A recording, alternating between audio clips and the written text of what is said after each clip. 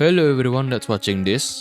This, as the title says, this will be my own personal review and opinion about Zenless Zone Zero's version 2.8 main story.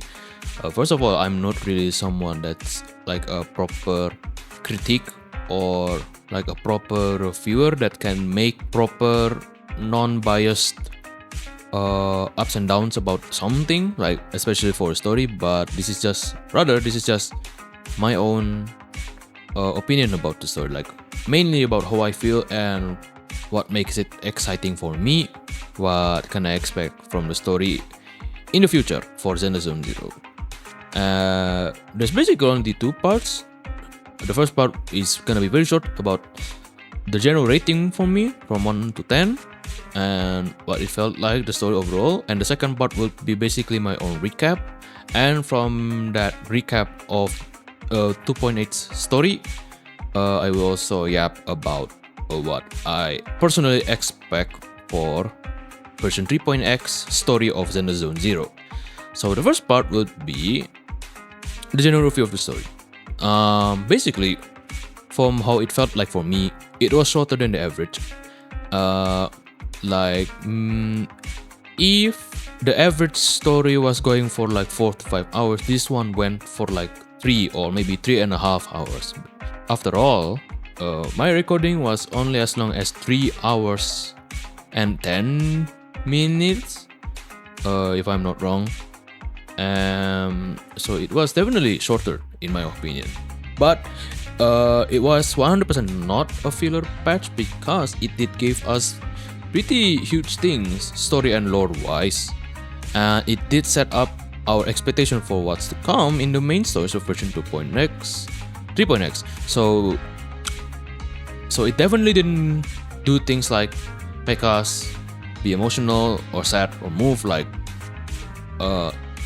some previous version story does, because well, they are more bigger in scale, right? But this was simply a pretty exciting story. It was only mainly set up to give us our expectation for what's to come. So if I were to rate it from 1 to 10, it would be around 6 to 7. So let's make it 6.5. Now let's go to things to note from the story for me and what to expect for 3.x from what we were shown in 2.8. So the first part would be that we were able to see Billy's transformation to Starlight Billy, and of course it was cool. And the nice thing is that we were also shown more about the background of Billy's story in the Outer Ring, especially about him being the first champion in the Outer Ring and whatever else there is. But it was kinda short and not really the main part anyways, so we can kinda safely ignore it, although I am personally interested in it, but we were not shown much about it, unfortunately. And then the second part would be that we were able to have Promea join us on our story, and as usual, be playable. The highlight for me about Promea is that I have always like expected or guessed about her main character that she would be like this, but we were shown that she's not a fully cold-hearted assassin type character, but rather that she is an assassin, but she does have some quality of kindness or care in her character, but she's like hiding it and wouldn't openly show it. I mean, we were shown a scene of Promea trying to get closer to Seisia when she was little, with the intention of trying to pet her, but Seisia got scared after all by her appearance. So there's nothing we can do about that. So she's definitely not an evil, not a cold-hearted character, but she's definitely like the hidden caring kind type. Probably. That's based on my impression. And now for the more bigger highlight would be that Ramiel, whom we met in the previous version, was just an alias, and that her real name is Remil Dan, a first-gen Void Hunter.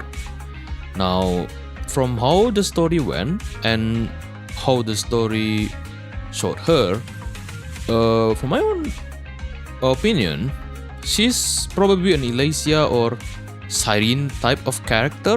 Like, she's mirroring them.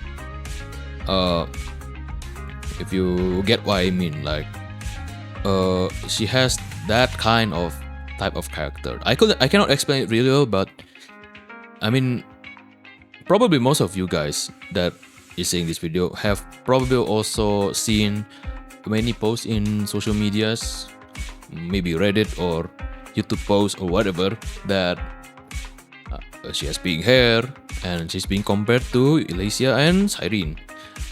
And I know that's probably just a meme, but I also think truly that she is mirroring them. Like, she's their type of character, but inside Zenless Zone Zero. So because of that, purely, I'm excited for that, and I hope that in a version 3.x, which it should show us more of what is behind Remiel Dan's story.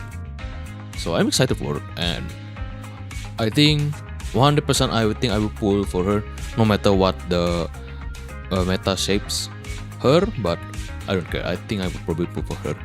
And now the next one would be, this is still related to Remiel, but during our part of the story of us traveling to the Hollow to try to find Remiel, we made contact with Remiel's Void Hunter weapon, Tomiel.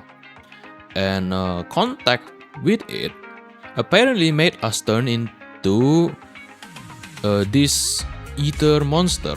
And this ether monster was called Phaeton of the Scorched Horizon.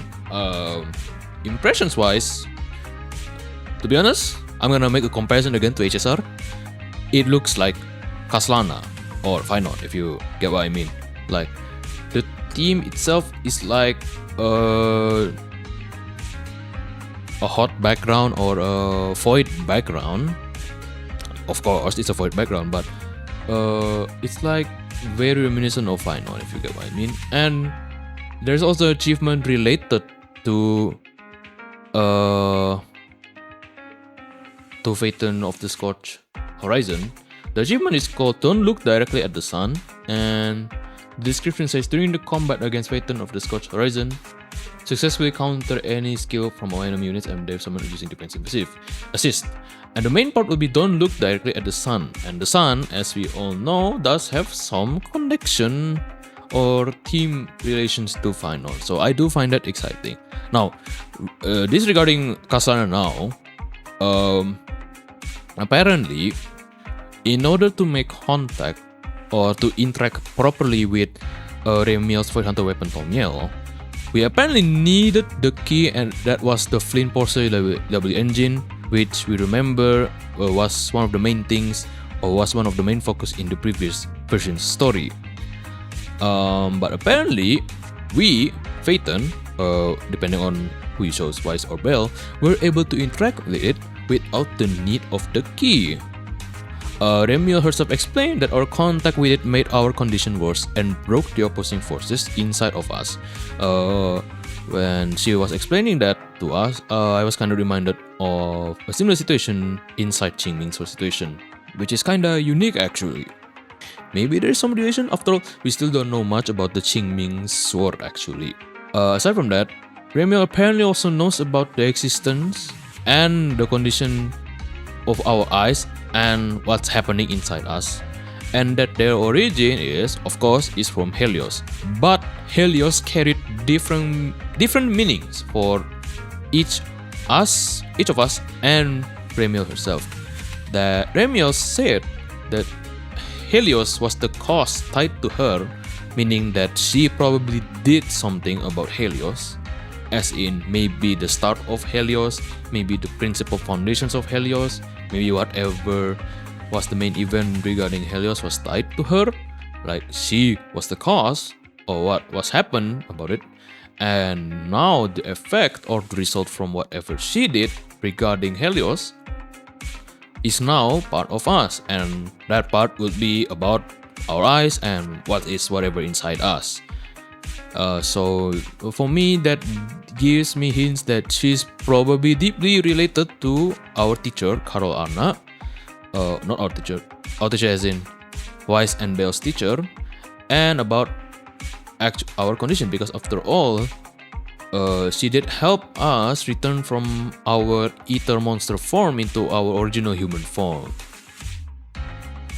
She also mentioned that our condition was more like a chronic blight, which I basically think of it that she's hinting us that it's a curse from Helios, and that if we want to cure it, we have to go to Roskilde. Now, Roskilde is apparently a floating island, later on revealed, and that's apparently our next destination for 3.x story. So I'm kinda excited about it. Now, and after all that situation with us turning into an ether monster and returning back, and then after we rested, etc., we were revealed that Billy and Cecil will stay with us for a long, long time, and that they will go with us to Roskilde Fair, which is fun. Should be fun. And Romeo also left us a message that we should not trust talk, and quote unquote, including Krampus and me referring to her, which means that something deep behind the scenes again is happening.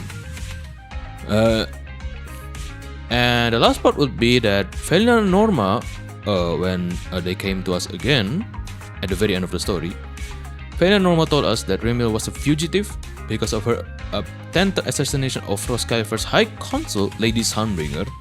So basically telling us that first, Lady Sunbringer's alive somehow, and that she's Roskilde's High Consul, meaning that she is very deeply related again to Roskilde and many things that is going to happen around it.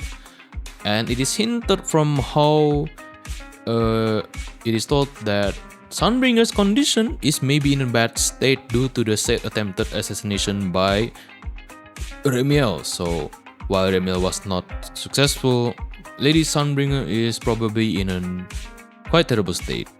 After that, we were shown a cutscene for Roskilde Fair that shown us the general feeling and vibes for Roskilde Fair. For me, there were two highlights, except for Remiel and Lady Sunbringer, is that there were two mysterious characters for me. One that was like seemingly a dark lady or a dark entity, and then one more was another lady that seemingly was sealed or trapped due to something that happened or due to someone's doing. And at the very last part of the cutscene, we were shown some kind of scene that included a picture frame of us as in Weiss and Bell, and there was also two students going out from the door. Now, I think all of you have also seen many theories about these two characters, but for my opinion too is that they are probably some kind of classmates or fellow students in the Helios Academy, meaning if they are in Roskilde Fair, they will be very, very much deeply related to us, or will be very deeply tangled with us in 3.x story, and that we will get to reveal more about the true situation, true identity, true things that are happening behind the scenes regarding Helios, and we get to know more about the truth about our teacher Carol Anna and again the Helios Academy itself, and possibly more details about what happened in Old Eridu and what caused everything that is happening to us now to happen. So that's pretty much it from me. I hope there is nothing else that is big that I missed. I know that I probably missed a lot of things from version 2.net that is highlight worthy, but a bad habit of mine is that I easily forget things. And besides, I did the story sometime of like 2 weeks ago, a week ago.